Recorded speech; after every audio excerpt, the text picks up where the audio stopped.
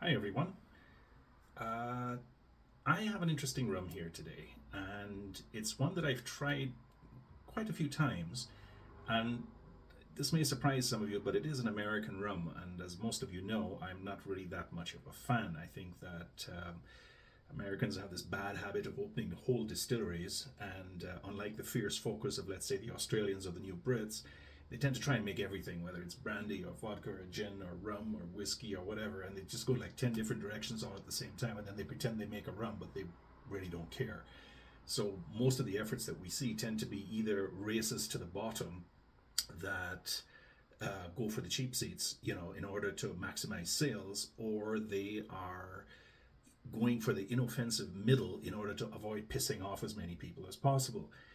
The American rums that succeed and that create a name for themselves are the ones that don't really give a shit about any of that, and they simply go in a direction of their own based upon their own internal ideas. So you have something like, you know, Maggie Campbell doing her thing for Privateer. You've got the guys down at Pritchard's. You've got Richland. You've got the new Louisiana and southern American states trying their best to do something with agricole style rums. You've got all the stuff going on in Hawaii. There are efforts there, but they're a minority when you consider there's 600 plus distilleries that are out there trying to make rum, and you've just got a handful that do anything worthy of the name. Well, you're not really going very far. This one is from Karen Hoskins' ex distillery called Montanya.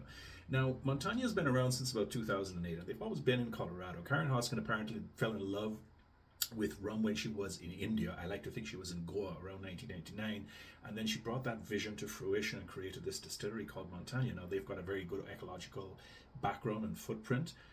They are environmentally sustainable. They are equal opportunity hirers. They've got a really great social conscience, which I just absolutely love. And I mean, Karen is just a wonderful person who I've never met, but I know that she has a sensibility that accords very closely with my own.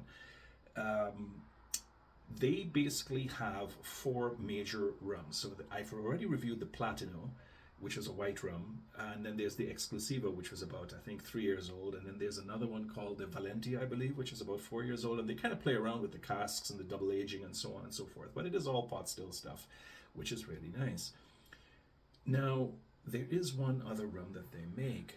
That rum isn't actually for sale anywhere else except the distillery itself, or the tasting room, as they say. I think it's an adjunct to the distillery in Butte Crest or Crest. I can't remember where exactly, but it's in Colorado.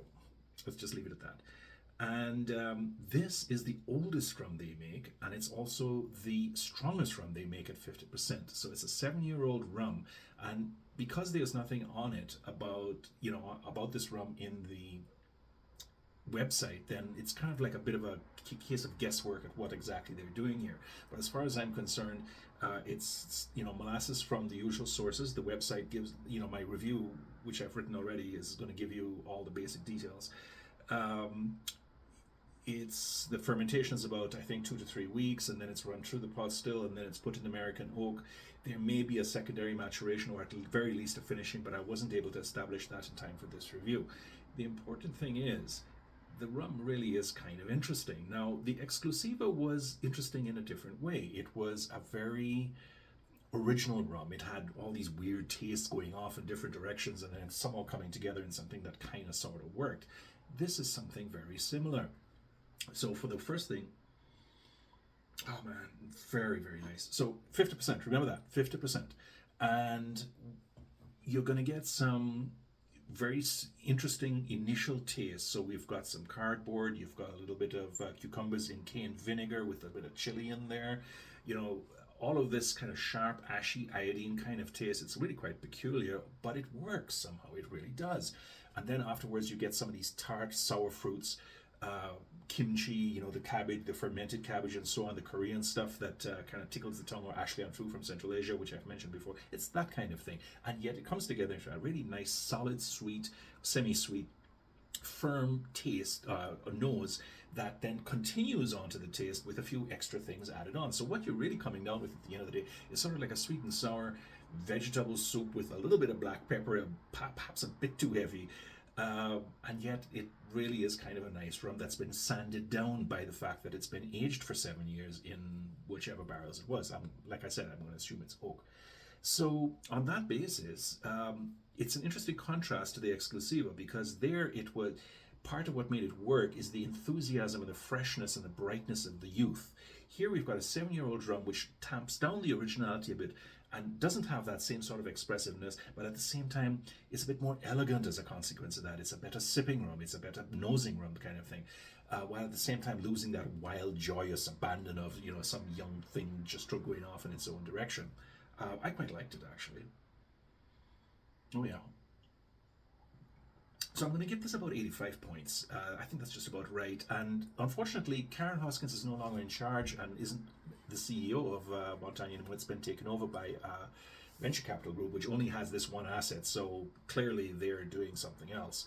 The website hasn't been updated. The sale went through as of December the 1st, 2023. So perhaps it's still early days to see where they're going with this. But you know what? Give them a shot. Let's see how long this goes on for and what they do out of it. And let's hope in the years to come we see something very more interesting. But this is from the old batch. Just keep that in mind. And we are going to see interesting things from Montanya, I hope. And I'll keep you posted. Until then, talk to you next time. Bye bye.